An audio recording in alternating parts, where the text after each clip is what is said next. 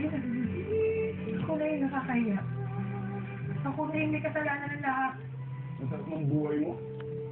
Hindi mo naanasang mabuhay at pag-aalaga kay Quinty habang nag-aagang buhay siya. Palagay ko, yung pangangalaga sa relasyon at sa pamilya kahit malayo.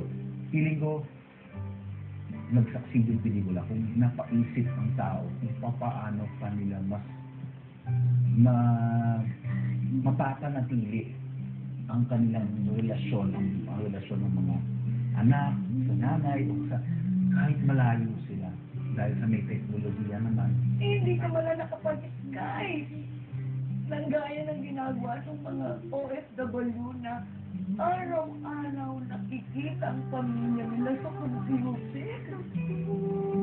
Ano nangyari sa Idol? And the life of the Filipinos outside of the Philippines is a life wherein they live in a landscape that's so full.